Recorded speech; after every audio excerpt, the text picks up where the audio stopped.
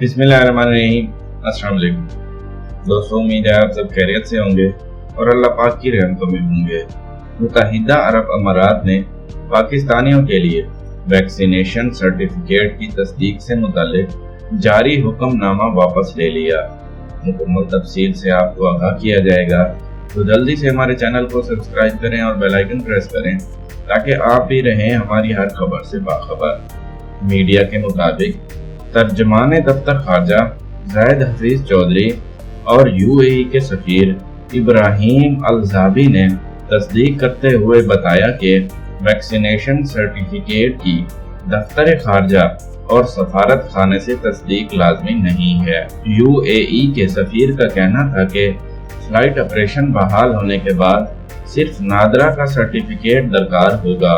इब्राहिम अल-ज़ाबी का कहना था कि पाकिस्तानियों के लिए दफ्तर खारजा और सफारत खाने की तस्दीक लाजमी नहीं होगी। वाज़ेह रहे कि इससे कबल खबरें सामने आई थीं कि मुत्तहिदा अरब अमारात आने के लिए नादरा से जारी करदा सर्टिफिकेट की यूएई सफारत खाने से तस्दीक लाजमी कराना होगी। मुत्तहिदा अरब अमारात के सफारत खाने का कहना था कि पॉलिसी का इतलाक 1 अगस्त से होगा।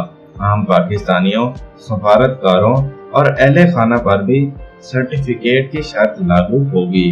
ख्याल रहे कि कोरोना के बढ़ते केसेस के बाइस मुत्तहिदा अरब अमारात ने पाकिस्तान समेत कई जनूबी एशियाई ममालिक के मुसाफिरों पर पाबंदी लगा रखी है।